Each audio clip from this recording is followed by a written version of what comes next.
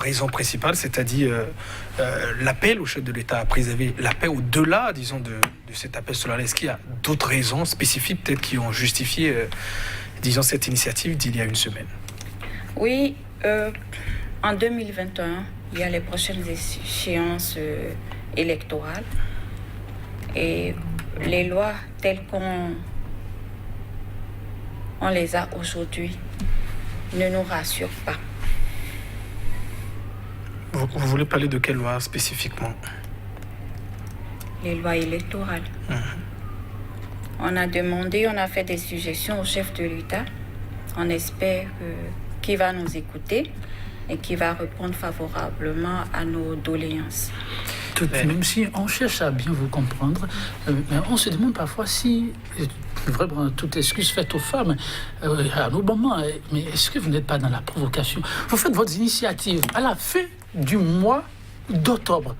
Exactement en ce moment-là, où, un an en arrière, les députés procédaient au toilettage de la loi fondamentale du Bénin, qui faisait voir une nouvelle constitution. Et vous faites une marche et vous demandez à ce qu'on revienne à la constitution de 90. Les femmes ne sont pas dans la provocation. Dites-moi, monsieur Joël Yetonji, la Cour constitutionnelle a validé leur semblant d'élection. À combien pour cent? 27%. C'est dire que quoi, quand on prend 100 personnes, 100 Béninois, on autorise 27 personnes à être les porte-voix de 100 personnes. C'est représentatif. Il a été évoqué qu'il n'y a pas dans la loi un seuil minimum exigé pour la validation d'un scrutin. C'est un débat qui a été longtemps animé. Nous, vous y pensez quoi? Oui. Nous, on dit ceci. Ces députés ne nous représentent pas.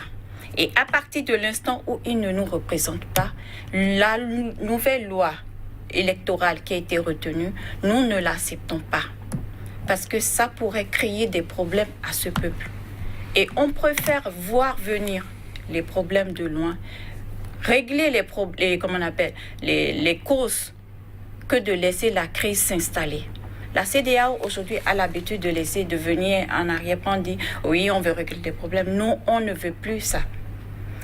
Peut-être qu'on aurait pu faire quelque chose avant les événements du 1er et du 2 mai et qu'on n'aurait pas connu ces épisodes-là. Mais maintenant, on a pris conscience qu'il fallait faire quelque chose. Et les moments ont décidé, faire quelque chose. Et la première étape, c'est cette marche. Il y aura d'autres étapes. Nous laissons juste le temps au président de réagir par rapport aux propositions, aux doléances qui lui ont été déposées.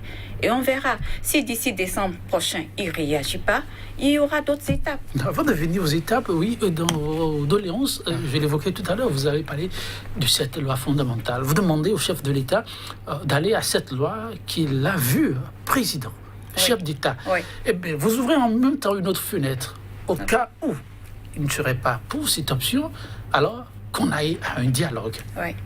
Et le temps court, madame. Tout ça, ça peut se faire. Tout ça, ça peut se faire. Pour faire simple, revenons à la loi de 2016. Ça, c'est la solution la plus facile pour nous aujourd'hui. Puisque avec cette loi, lui, il a été élu président, malgré tout. Aujourd'hui, vous pensez que le chef de l'État, il est con? Qu'est-ce que ça dit? Il n'est pas con, il n'est pas bête. Il sait qu'aujourd'hui, la nouvelle loi là, qu'on a, si on la laisse aller, si on va aux élections avec ça, ça va créer des problèmes à ce peuple. Il le sait. Ah bon, comment? Vous êtes son porte-parole? Non, comment? Il est intelligent, non? Ou il est bête? Il n'est pas bête. Toute personne munie d'une conscience sait que cette loi ne protège personne dans ce pays, même lui, le président. Il n'est pas protégé. Et qu'est-ce qui justifierait ce silence? En tout cas, selon vous, ça fait plus d'1 an que ces textes ont été votés. Il y a plusieurs voix avant vous également qui sont sorties. Mais selon vous, qu'est-ce qui justifie tout ce silence? Et Joël le disait, il y a quand même le temps qui court. Quand les députés ont voté nuitamment cette loi, vous avez eu accès à ces lois? Vous avez pris connaissance de la loi à quel moment? Les copains se retrouvent pour arranger pour faire un plan pour permettre à leur camarade de devenir le prochain président. Et puis ils le font nuitamment et ils cachent l'information au peuple. Vous voulez qu'on fasse quoi? Vous voulez qu'on fasse quoi? Et ils sont conscients de ce qu'ils font. Et c'est pour cela que nous sommes là, nous les mamans, pour dire attention, ça ne va pas. Là où vous nous conduisez, là, ce n'est pas bon. Ce n'est pas bon. Et nous, les mamans, nous sommes prêtes.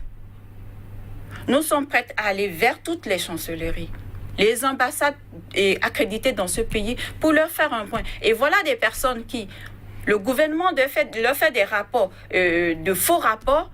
Ils sont là, ils n'arrivent même pas à placer un mot, à faire un commentaire pour dire voilà, ça c'est pas vrai. Parce qu'ils sont dans le pays, ils voient ce qui se passe. Vous parlez des chancelleries? Oui. Et après ça, on retourne voir le chef d'état-major, le directeur de la police nationale, la police républicaine. Ils font pas la politique. Comme nous ne sommes pas politiques. Nous, on parle au nom de toutes les mamans de ce pays-là.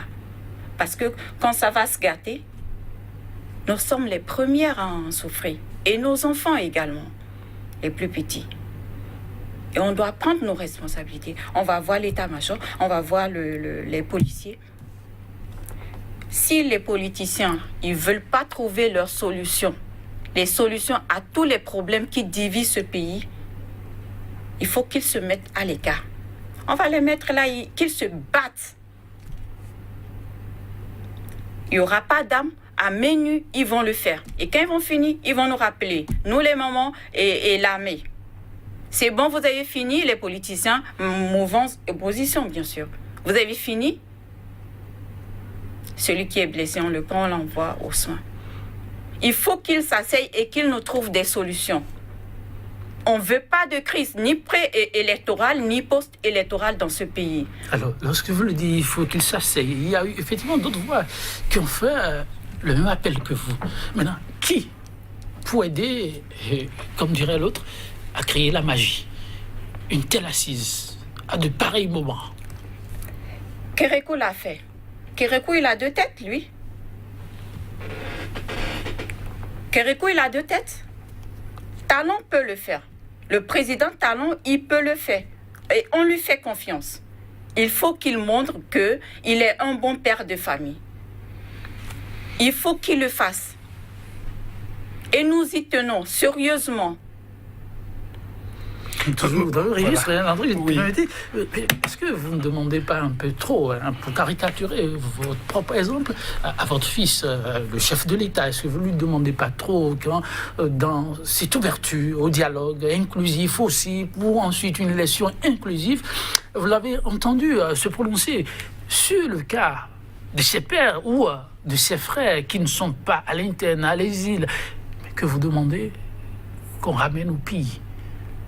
Est-ce que ça ne fait pas un grand mélange qui peut le rendre aussi confus par rapport à la pertinence de votre démarche?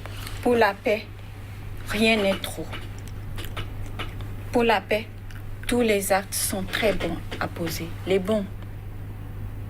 Pour la paix, il doit faire tout ce qui est humainement possible pour nous éviter le chaos. Et nous, aujourd'hui, on sait qu'il peut le faire. C'est un appel que nous lui lançons en réalité. Il peut le faire. Kérékou l'a fait à un moment donné. Kérékou n'a pas 2 têtes, lui. Il peut le faire, le président Patrice Talon. Madame Saka, vous êtes optimiste, mais est-ce que cet avis que partagent plusieurs analystes, dont moi aussi, est-ce que les précédents vous rassurent? On a vu tout ce qui s'est passé en 2019 avec tous ces appels et pourtant certificat de conformité, exclusion de l'opposition, organisation des morts, des corps non enterrés. Pour les législatives également, 10% imposés, des gens sont élus, on attribue aussi les postes au nom de la loi, alors qu'il y a aussi des mauvaises lois dans une république. Est-ce qu'au nom de ces précédents, il faut y croire, disons, à une certaine action positive de la part du chef de l'État pour les prochains jours? Nous restons positifs. Cœur d'une mère. Oui, nous restons positifs. Nous restons positifs. il peut le faire. Il le fera. Il le fera. Il le fera. Et au cas où, voilà, Patrice Talon n'agissait pas, peut-être on voit les arguments qu'avancent les chefs d'État. On voit Ouattara, par exemple, dit « Je ne peux pas violer la Constitution m'impose d'organiser une élection avant telle date ». Patrice Talon peut-être aussi peut nous dire « J'ai les thèses, ce n'est pas moi qui les ai votées. Et voilà, je suis peut-être impuissant. » En ce moment, est-ce qu'évidemment, des actions existeraient? On a prévu, après cette première étape, d'autres étapes, comme je viens de vous le dire. Et nous restons quand même positifs que les lignes vont bouger. On pense qu'il va faire quelque chose. Vous le dites avec... Vous permettez nous encore, restons positifs de toute façon. Alors, une précision, vous semblez, je ne sais pas, je vous pose la question, les députés même qui ont voté la loi, est-ce que dans vos démarches, vous avez prévu aller vers eux? Parce que vous avez dit tout à l'heure, nous ne reconnaissons pas en tout cas